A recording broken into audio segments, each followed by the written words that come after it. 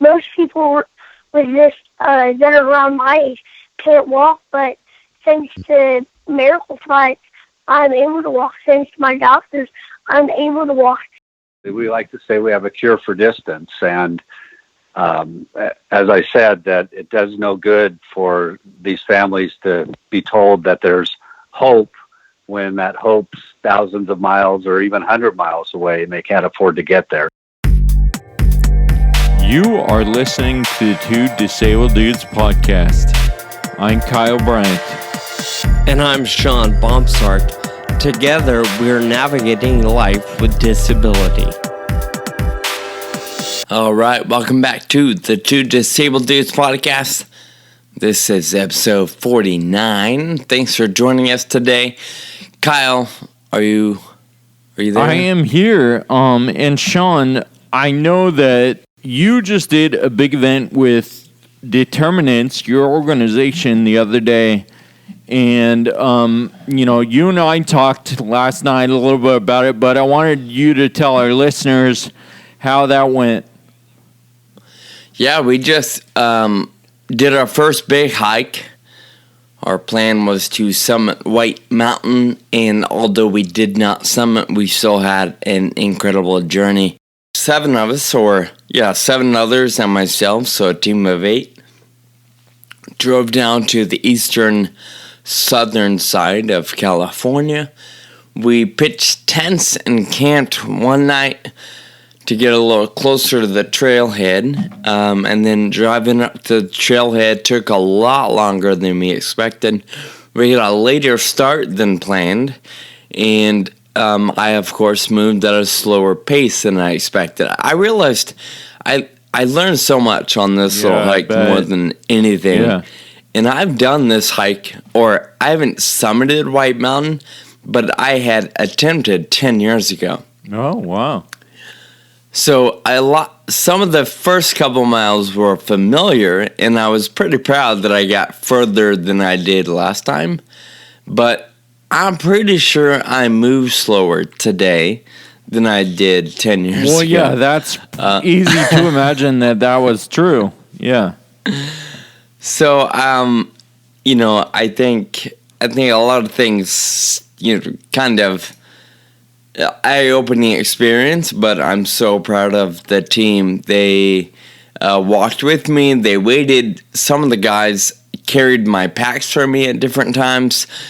Some of the terrain got a little iffy at points, so I would literally hang on to 2 backpacks of 2 other people, and they were like my walking canes. Wow.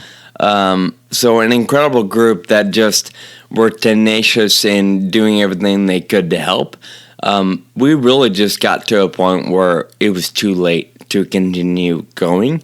Had we kept going, we know we would have been on that mountain past dark, and it's not really a good scenario to be stuck in unless you're prepared for that. Yeah. So what time did you start? You said you got a later start than you wanted. And what time did you get back, like to the car or whatever?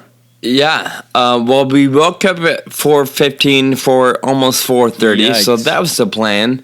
But then it took over an hour to eat breakfast and kind of get dressed, pack up, and leave the campground. And we didn't, we're hoping to leave camp by 5 a.m. So it was almost 5:45 before we left camp. And then the drive from the campground to the trailhead is mostly dirt road for 16 miles. Yikes. So that takes, we thought maybe 45 minutes or so, but it took almost an hour and a half. Wow. So we were hoping to be on the trailhead by 6:15. And we didn't get there. We didn't start hiking until 7:40. Oh, yeah. And then we agreed that 1 o'clock would be our turnaround time. And we actually turned around about 12:20.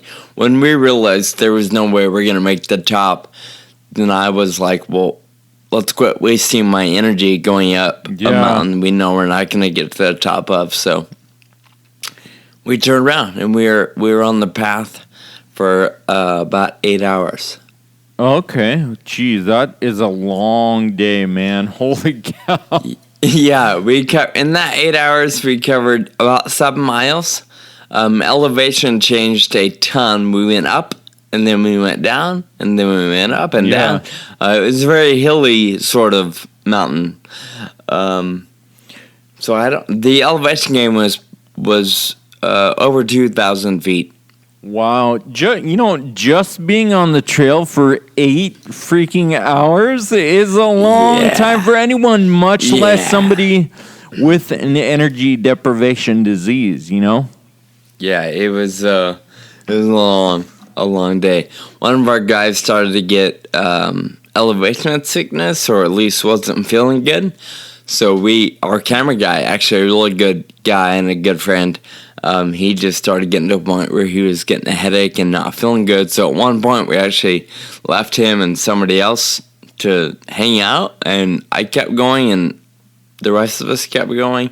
But all things considered, we knew that we should probably concede. Yeah. So how do you see this in the process of your your multi-year challenge to climb all the 14,000 foot peaks in California, or over 14,000? Yeah, I think I certainly know that we've got to start long before 7:40 in the morning, actually walking.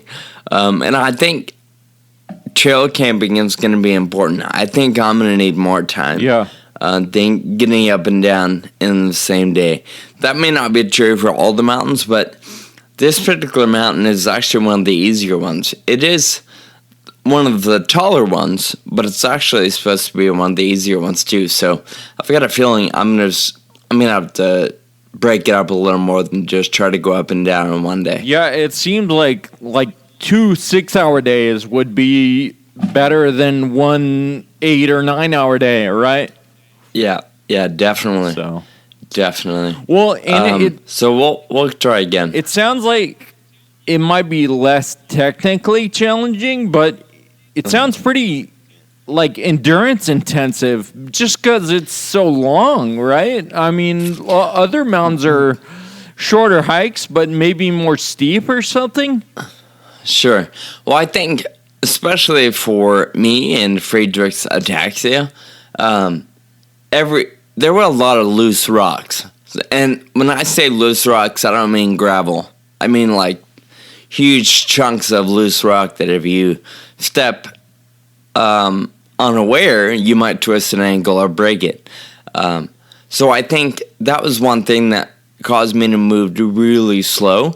Every single step, for the most part, had to be really well calculated to make sure I didn't twist an ankle or step wrong. And that, most of our listeners, or some of our listeners familiar with that fable, know that in and of itself is exhausting, because, when a healthy person starts walking, they get in a rhythm and they're not even thinking about their steps. Well, somebody like you and me, we don't ever find that rhythm for the most part. That every step is like starting over, like just getting out of bed, so you're a little wobbly.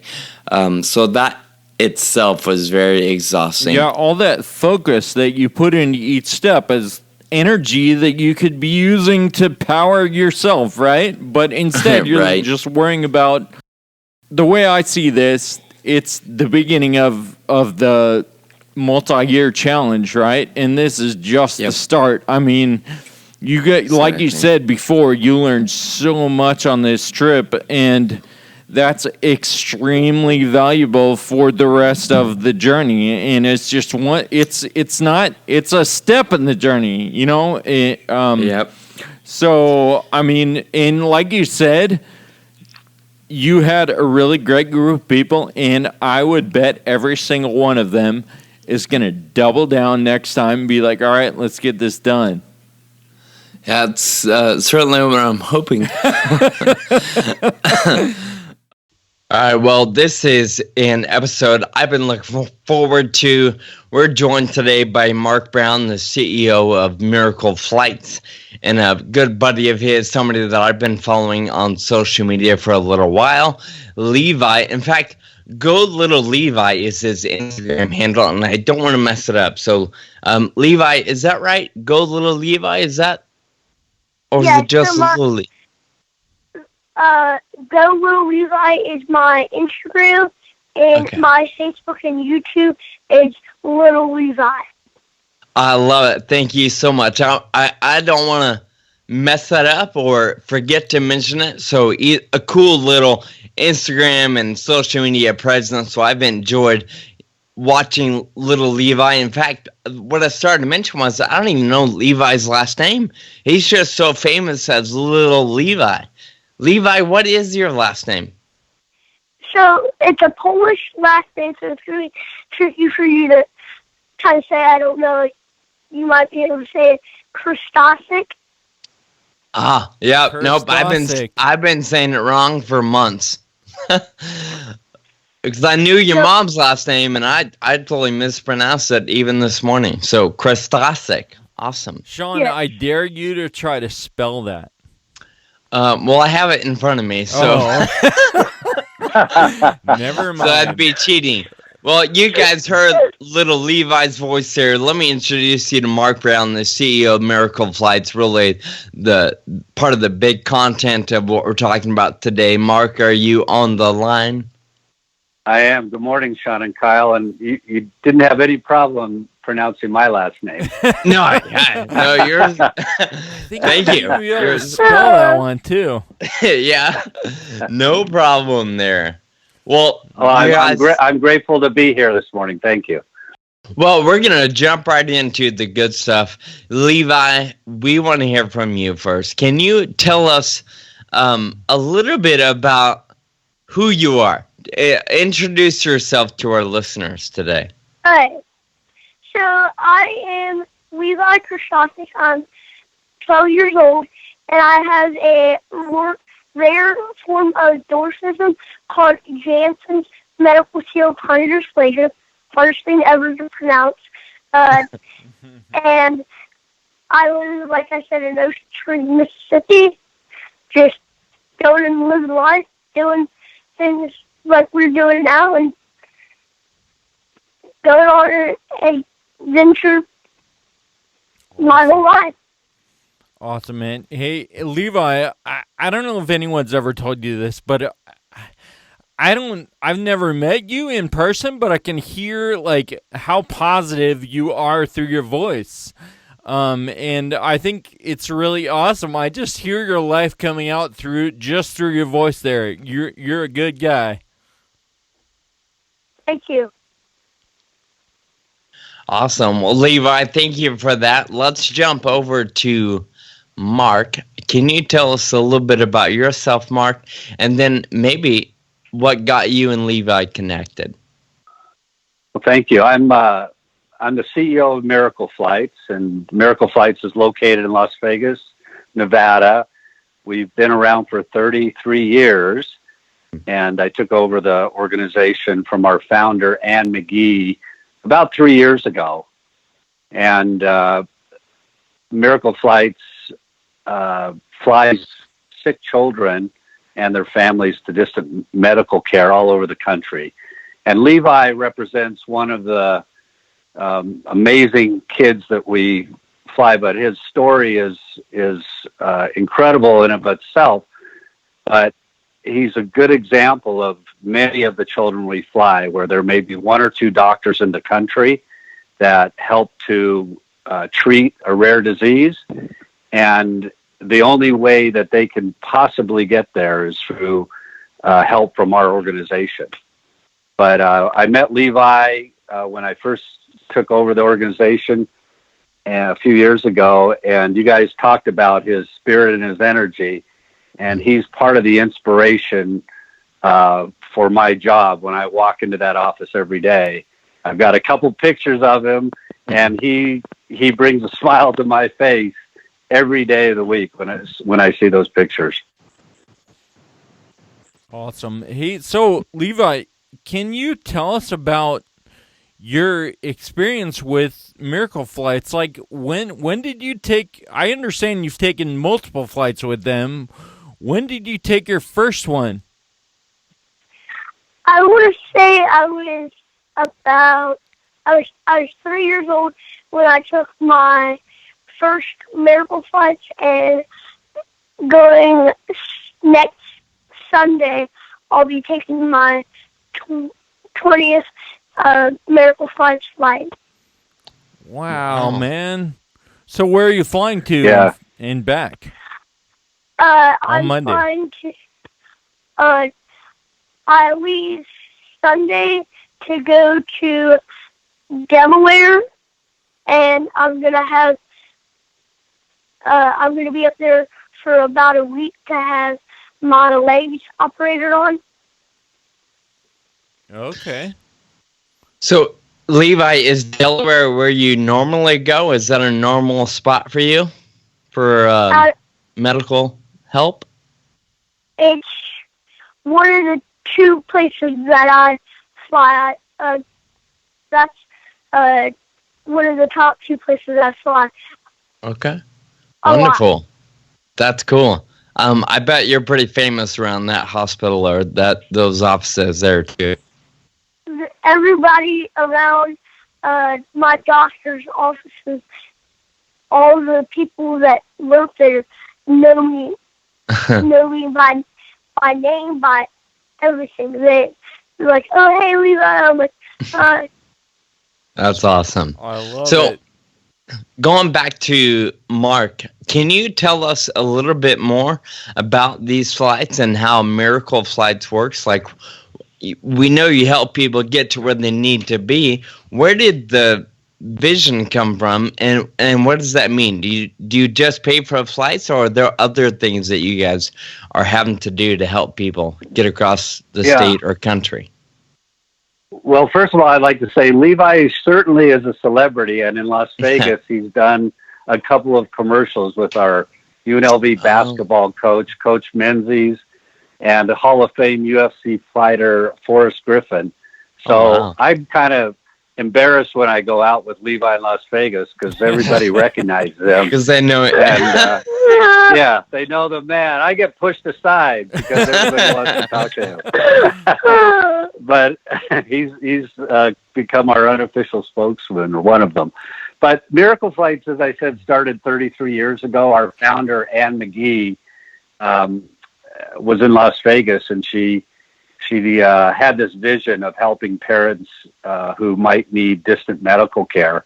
And we actually started flying blood with private pilots into rural Nevada. And from that, it grew to helping get children to hospitals utilizing private pilots. And over time, she created this national network of pilots all over the country. And then I would say it was about 12 years ago, we transitioned to commercial airlines. And so all of our flights today are on commercial airlines.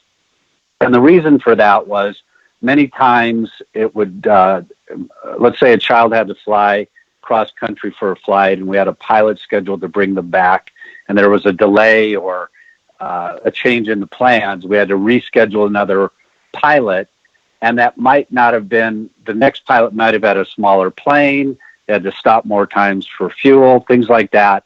It just wasn't in the child's best interest. So now with commercial airlines, we have to change. We can make an easy change, and the child's more comfortable. So the distant medical care that we provide is we're wide open to people that get referrals from their doctors. You must have your local doctor refer you to another doctor out of state, but we don't care if it's going from Los Angeles to San Francisco, or going from Los Angeles to New York, or anywhere across the country. We'll fly that child and their parents or caretakers one time or 50 times. And to date, we've done over 118,000 flights all across the country. Holy cow. And I was reading on your website that's like, I just thought it was a cool number. It was like 66 million miles that you guys have donated and flown kids across country.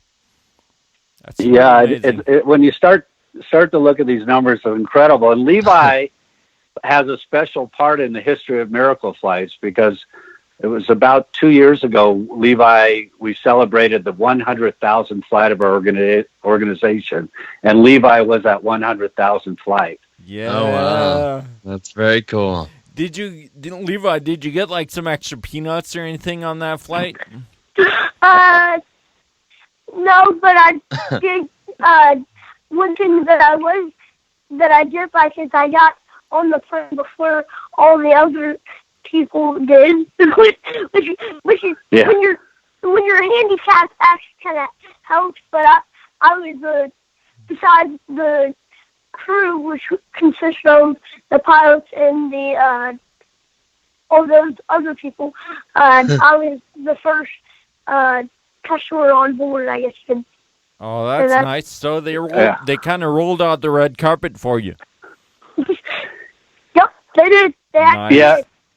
did. They did. Southwest. I'm sorry, Levi. Go ahead.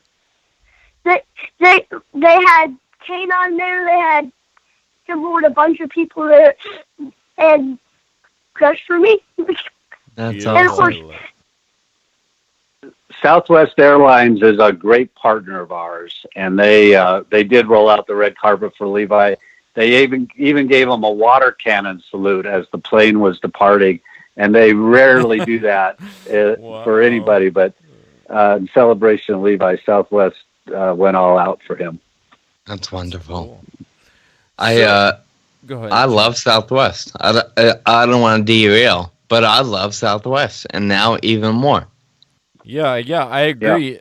As far as like being conscious of like specific people's, disabilities and issues that they need to deal with whenever I fly at Southwest, it's always I feel like it's more smooth, and if it's not, then they're conscious of it and they take care of it.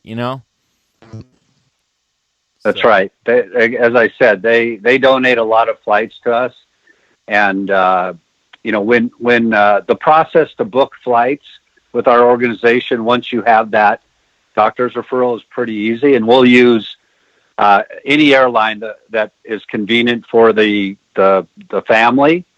But Southwest certainly is one of those, and as I said, they've gone out of their way to help us with thousands of flights over the years. Awesome. Hey, so, Mark, we want to hear about your upcoming event, but I also am curious, like, if there's a family out there who's like, oh, we could really use Miracle Flights, what is the process? What's the first thing they need to do to get involved and to benefit from this service? It's a great question. So it's an easy process, and the application could be downloaded from our website, which is miracleflights.org. And there is a financial criteria, but we try to help as many families as we can. And we realize that, they're extenuating circumstances. And then we also encourage the families to call and talk to one of our flight specialists first to determine their eligibility. But just give us a call, because we want to help as many families as we can.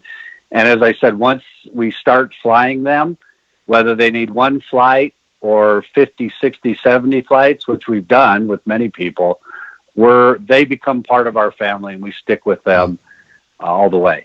That's awesome. So How many?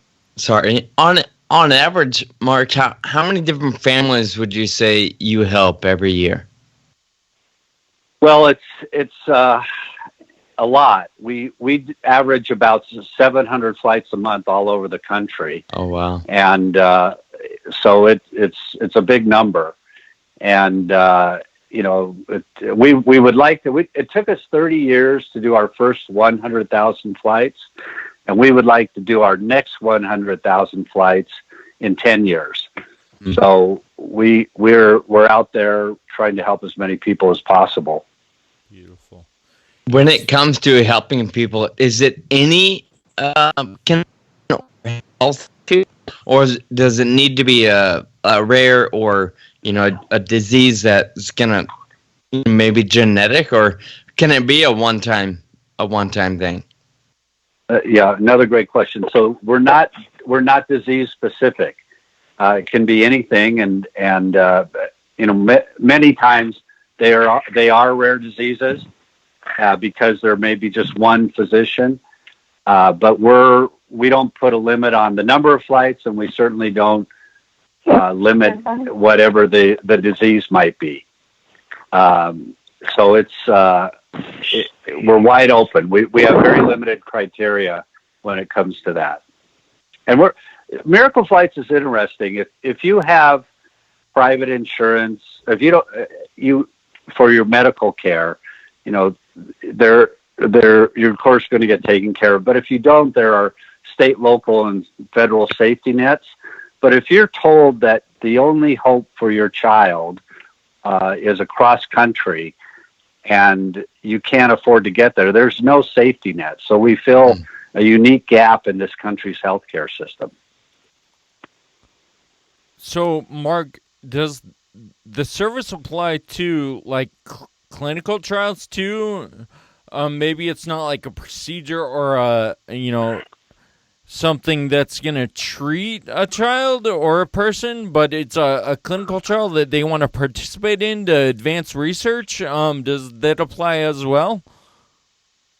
So with clinical trials, we do that on a case-by-case basis. There are a lot of clinical trials that are going on, and they're all structured differently. But I would encourage anybody who's participating in a clinical trial to call us, because usually the answer is yes, but sometimes there are restrictions. But we certainly want to try a way to make it happen. We also have a service dog program. If people need to go pick up a service dog and do some training, we'll fly them for that as well. Wow. So we're open. If people have unique circumstances, I would say give us a call and we'll talk to them about what's going on. And if we can't do it, a lot of these private pilot organizations that our founder started still exist in some iteration, and we'll try to help make a referral out if we can. Yeah, wonderful, great, fantastic. So Levi, let's go back to you for a moment, and then we're gonna come back and hear a little bit about how people can help Miracle Flights with the upcoming fundraiser. But Levi, can you tell us a little bit about what life is like for you every day? What are you up against with your condition? With my condition, I'm up against a lot of different things. I'm mostly up against pain. Really is the number one thing that I go through. Some days I can wake up and get out of bed and not have any pain, and later in the day get some pain from doing this or that. Or some days are better than the other, and I don't have pain that day. Or sometimes I wake up out of bed and I have pain all day and have pain all night, but I tune that out, and unless it's really, really bad, but I try to tune that out of my body telling me to just give up, yada, yada, yada. I just keep on going, keep on striving. Love that. So what do you do on a day-to-day basis, like hanging out with friends, going to school, all that?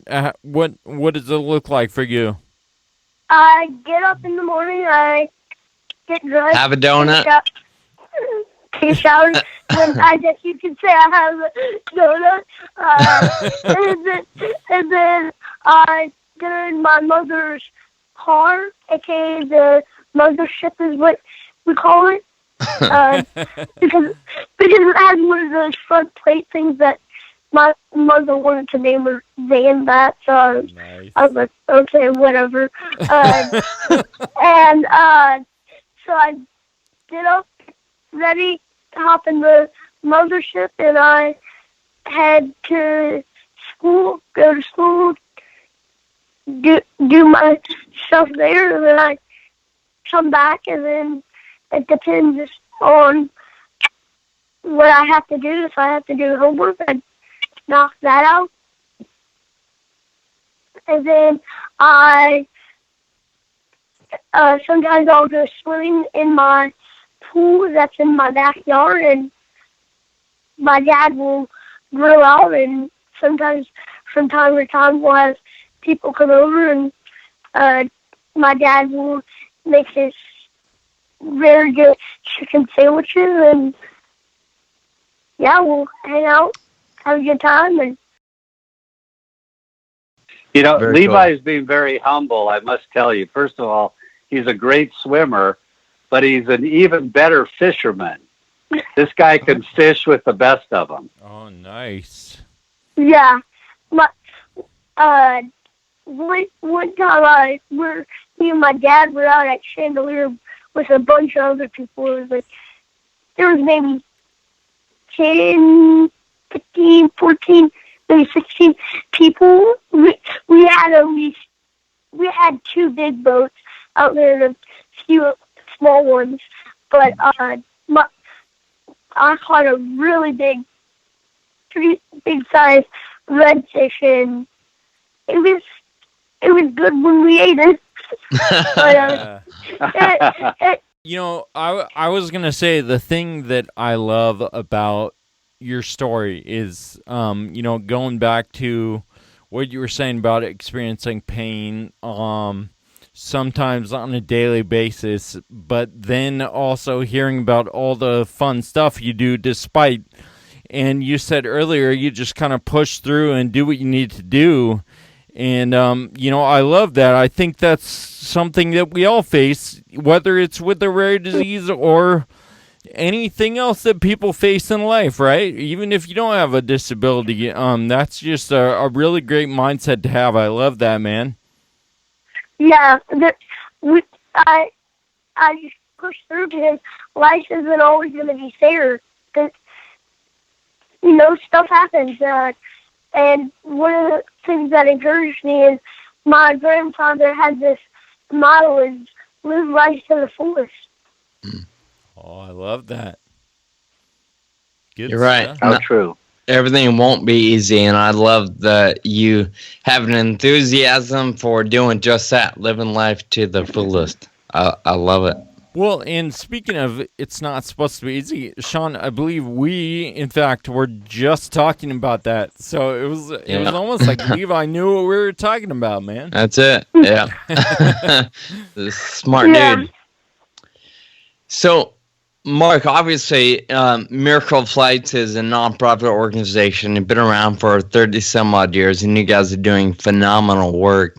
For the listeners or just folks in general that may be interested in helping, I know you have your big annual fundraiser coming up, Swings for Wings.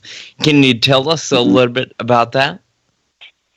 So that is one of the two events that we do every year. It's a golf social. It's held at Top Golf in Las Vegas, and it's not a typical golf course for those who haven't heard of Top Golf.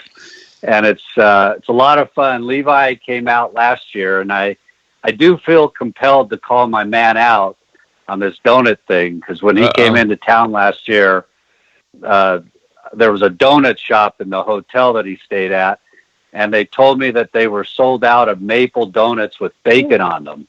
And there's only one guy I know that ate those. It was a delicacy, and he took full advantage. But so this event, yeah, Levi knows I'm telling the truth about that maple donut with bacon on it. I know he's telling the truth, but I think someone's trying to get on my dad's side. Oh, shots fired. Boom. You said that again, shots fired.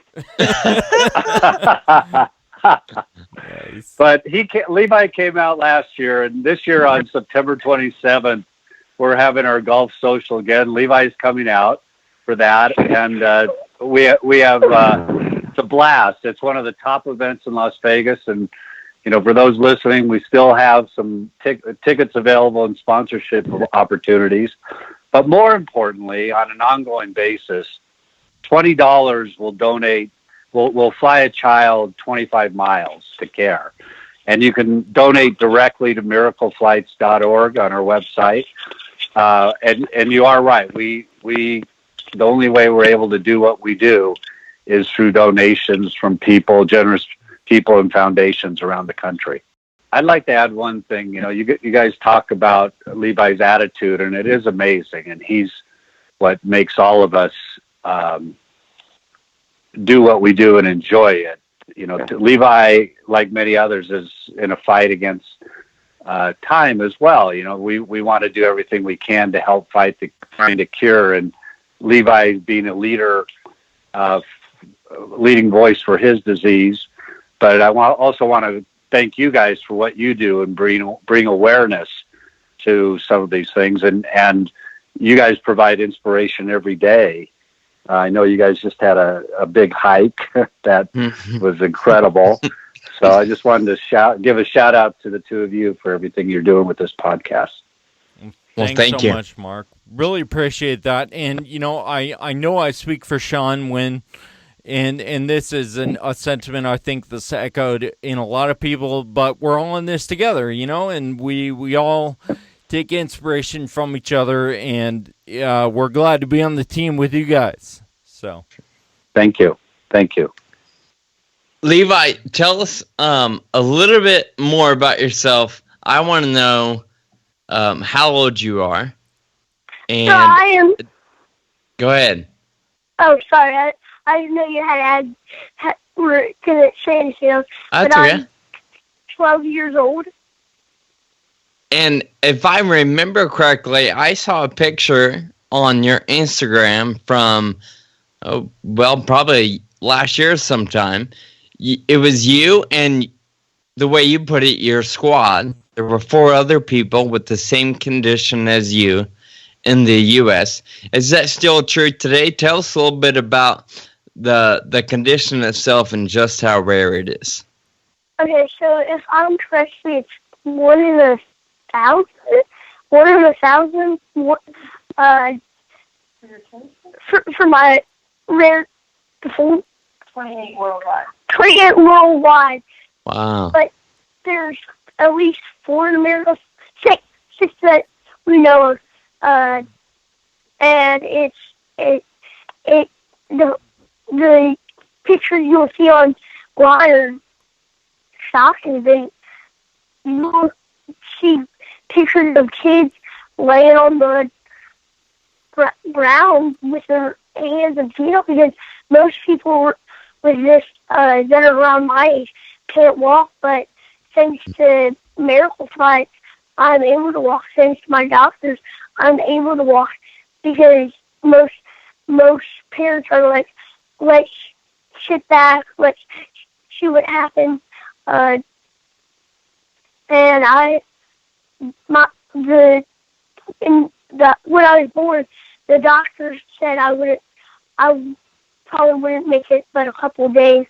And when I was 9 days old, my parents decided if our son's gonna pass away before he barely knows anything, he's gonna pass away in this house. So at 9 to 8 days, my parents marched in and said, "We're taking him home, and if he passes away,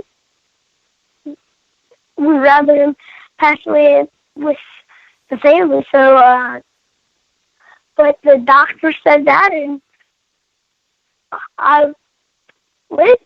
I'm 12 years old, and one other doctor said I would never walk. And at 3 years old, I started walking and started talking and started being as normal as everybody else. And on the outside, I look the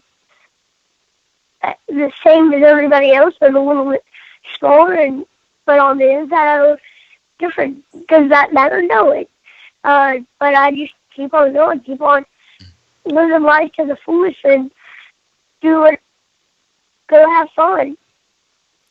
I love that you're talking about it. It's really a testament, Levi, to your tenacity, your parents' commitment to doing whatever they can to help you survive, to help you walk, to help you run and play with your friends. I love that it's obvious that you've put up a fight over the last 12 years, and I'm so proud of you. Yes. And you just touched on it. You know, I have to recognize Levi's mom, Donna. You know, she is the one who found our organization, and she tells the story that after spending a lot of money, maxing out credit cards, she was up in the middle of the night knowing that there had to be an answer to help with the transportation for Levi. And that's when she found our organization. And we were so impressed by Donna and what she's done with Levi and how she's become a voice in the community for Levi that we actually hired her as one of our first community ambassadors to work with other parents, to do outreach to different organizations. And I think, Sean, she actually met you in Washington. Right? Yeah, we had the opportunity to meet, and I think I might have a selfie floating around with her. I'll have to double check on that. Yeah, but Donna's a big part of our organization now, and with doing community outreach, and also if a parent gets a diagnosis of any kind for their child, she's always available to talk to them and maybe give them some insight on ways to help them moving forward. Yeah, it's wonderful. Thank you. Is it okay if I add something about what Mark was just saying?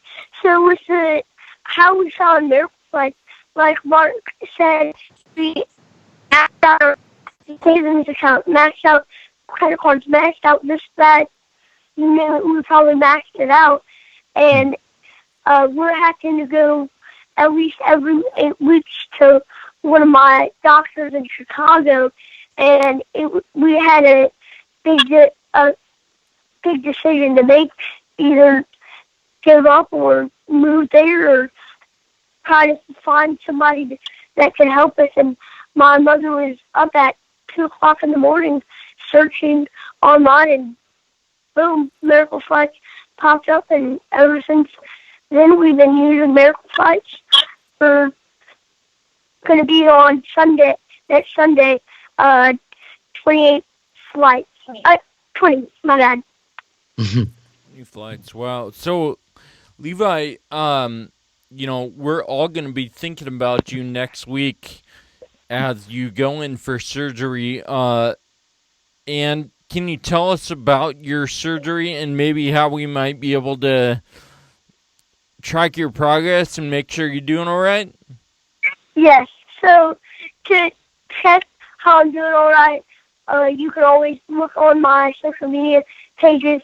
But what you're going to be doing is you're going to put a plate below the knee with 8 screws and 2 rods in each ankle. Or not rods, screws, my bad. And I'm not exactly sure the name of the surgery or the operation, but the operation kind of depends on growth because it's going to straighten out my legs, and if I don't grow, they're just going to have to take it out. They're going to be taken out eventually because what it does is it blocks off one side from growth and allows the other side to catch up, and then hopefully my leg will be straight again. But we're lucky enough. When I had my surgery in 2013, and it's been working for 5 years, and then I've been complaining of knee and ankle pain, and we talked to my doctor in Delaware, and he said, this is the best idea, yada, yada, yada. Not going to go into the whole conversation because we'll be sitting here for another 3 hours. you know what? We are all going to be thinking about you, and we really want that to go really well. And we're hoping for the best for you. And we know whatever happens, you're going to make the best of it, because that just seems to be how you are. Well, it certainly sounds like you're in some really good hands, whether it's in Chicago or Delaware. So I'm confident that we'll be hearing more about your progress over the months and weeks and whatever else you're up against. And I'm so thankful that you are in those good hands. You know, you said the line, I forget what you said after, but you said, I am lucky enough. And I feel that Kyle and I are lucky enough today to have you on the show and to tell us a little bit about your story. I'm so thankful that you agreed to be here after your maple bacon donut. Yes. Sorry about tagging without you. Not the first time you ate one without me. Well, this time I'm not going to be walking in your office today. I hope not.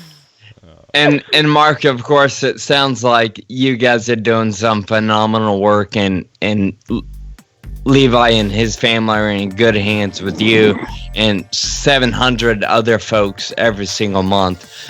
What your organization is doing is pretty powerful, and like you said, you fill a gap, a real need that exists in our system. So I'm thankful that you guys are doing what you do.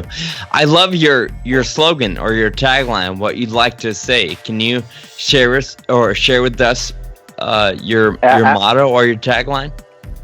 Yeah, absolutely. We like to say we have a cure for distance, and as I said, that it does no good for these families to be told that there's hope when that hope's thousands of miles or even 100 miles away and they can't afford to get there. So our tagline is we have a cure for distance, and I would encourage anybody that is either as a family member that potentially could use our help or knows of somebody to reach out to us and let us help them provide that cure for distance. Thank you for listening to the Two Disabled Dudes podcast. Find us online at twodisableddudes.com, and please subscribe and review on Apple Podcasts. We'd like to hear from you. You can find us on Facebook, Twitter, and Instagram. Special thanks to our audio producer, Jake Tompkins, who also composed the music. Until next time, keep living with urgency.